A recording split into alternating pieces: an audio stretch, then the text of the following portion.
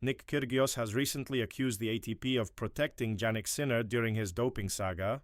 The Australian alleged that the top management of the association consisted almost entirely of Italians, and that they reserved preferential treatment for the former world number one Sinner, tested positive for clostebol, a banned substance, twice in March 2024. However, the failed tests weren't made public till August that year, leaving many concerned about the transparency of the process.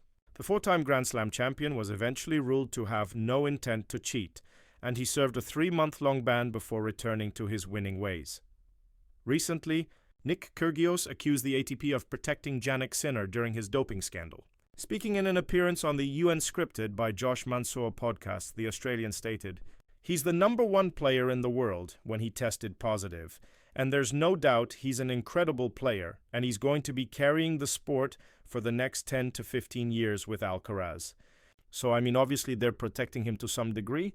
The CEO and all of the important people in the ATP are all Italian. And the whole story for me is bull's tea.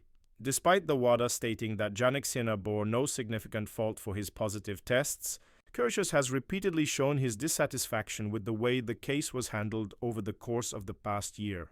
While Nick Kyrgios has often criticized Jannik Sinner for his failed dope tests, the Australian does accept that the former world number one is one of the most talented players the sport of tennis has seen in recent years. During his time on the UN Scripted by Josh Mansour podcast, Kyrgios stated that Sinner would go down in history as one of the best tennis players of all time, saying, "When all is said and done, he'll be one of the best players to ever play."